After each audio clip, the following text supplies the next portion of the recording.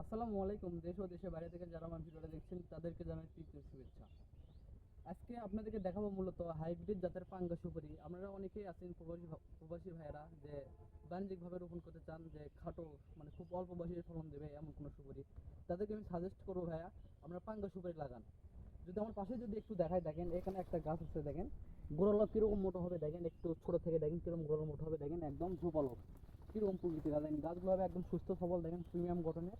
আমাদের কাছে কিন্তু হিউজ পরিমাণ গাছ রয়েছে। এর পাশে যদি দেখায়, দেখেন এখানেও একটা আছে, দেখেন কিরকম প্রত্যেকটা গাছ আমরা এরকম কোনো ঝোপাল হবে, দেখেন গোড়ালো কিরকম মোটা। দেখেন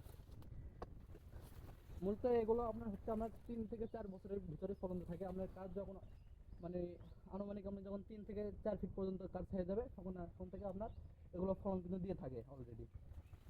আমাদের ভিতরে অতটা দেওয়া সম্ভব না। যদি এখান থেকে যদি দেখেন প্রত্যেকটা গোড়ালা কিন্তু এরকম মোটা হবে, দেখেন প্রত্যেকটা মানে গাছগুলো একদম প্রিমিয়াম গঠনের হবে। আমাদের কাছে হিউজ পরিমাণ গাছ রয়েছে। আমি যদি দেখেন এই পাশে দেখেন হিউজ পরিমাণ গাছ রয়েছে। তাই দেশ কিংবা প্রবাস থেকে আমাদের স্ক্রিনে দেওয়া নাম্বারে যোগাযোগ করুন। আমরা কুরিয়ার মাধ্যমে সারা বাংলাদেশ গাছগুলো পাঠিয়ে দিয়েছি। সবাই ভালো থাকবেন। আসসালামু আলাইকুম।